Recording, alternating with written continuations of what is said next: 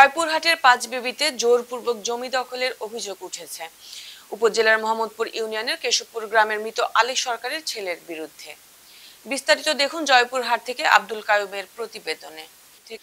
পাঁচবিবি থানায় অভিযোগ করেন ইন্দ্রজিতের ছেলে নীরেশ চন্দ্র বর্মন। গত ২৭ বছর আগে আমার বাবা কেশবপুর মৌজায় ১০ শতক থেকে ৪ শতক জমি বিক্রয় করেন মৃত আলী সরকারের নিকট।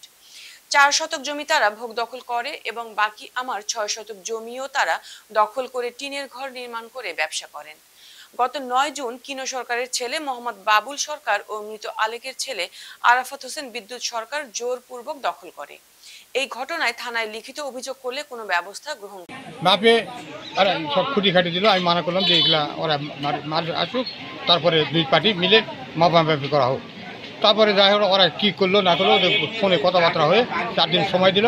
এই 4 দিনের দিন আজকা আসে সকালে আমার আমি ভাড়াটে আমার শরীর ঘর খেরের ঘর আমার অনেক টাকা দামের খের ছিল, প্রায় 21,000 টাকার খের ছিল। এই খেরের ঘরটা ভাঙিয়ে দিয়ে আমার এই খেরগুলো বাহিরে ফেলে আমি এই অবস্থা কী করতে পারি? হুমজি গালি দূরে থাকে আগুন দেওয়ার জন্য ইয়ারা লোকজন আসে মানা করেছি সরে গেছে।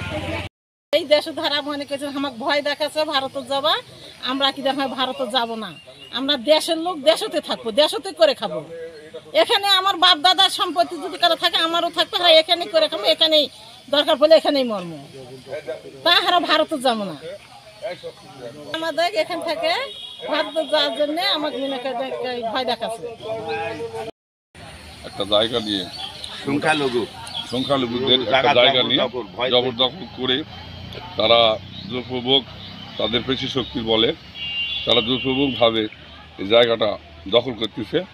হ্যাঁ, যার কারণে আমরা এলাকাবাসী জোর দাবি জানাচ্ছি যাতে এই এলাকার ঊর্ধ্বতন কর্মকর্তারা এই বিষয়টা দেখে যাতে সুষ্ঠু ন্যায় বিচার পায় এবং সুষ্ঠুভাবে জমিটার বিধি ব্যবস্থা হয়, এটাই আমরা চাচ্ছি এলাকাবাসী হিসেবে।